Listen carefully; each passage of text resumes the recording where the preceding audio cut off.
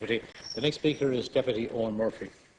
Thank you, Chair. I'll be very brief. I really wanted to speak just to support Deputy Toomey and to congratulate him on bringing this bill forward, also to thank the Minister for his comments and to commend Deputy Keating on his. I agreed much with what he said. I was fortunate enough to study an arts degree in UCD, and my friends always asked me whether it was worth anything or not. And part of my philosophy course, we did an elective on biomedical ethics.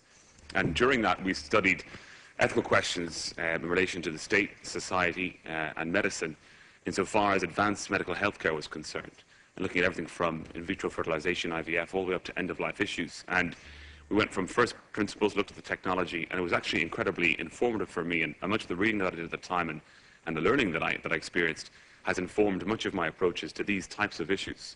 I didn't think at the time that I'd have the opportunity to be actually considering them as a legislator a few years on. But you know, I support Deputy Toomey's bill and much that it aims to achieve. And this idea of empowering the patient and this idea about care, as Deputy Keating talks about at the end of one's life, I think is incredibly important, and how we view and how we discuss that. There is perhaps more to do, and Deputy Toomey was gracious enough to admit that there is improvements or changes that could be made to this bill.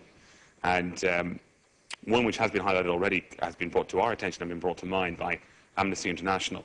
And it regards the advanced directives that apply to mental health. Now, I was giving a briefing by them, and I was reading through it.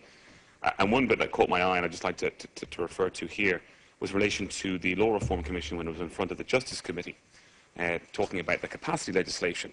And Patricia Ricard-Clark of the Law Reform Commission did state that a person cannot refuse basic care but can refuse artificial life-sustaining treatment. And that was what people were trying to get at with the capacity legislation. And she went on to say that ideally, advanced care directives should be a part of the capacity legislation. Now, according to Amnesty, if that advice were to be taken on board, then Section 6.8c of Deputy Toomey's bill would have to be amended or deleted to allow for the use of such advanced directives for people with mental health difficulties. And I would ask Deputy Toomey to consider that as we take this bill forward and take it to committee stage.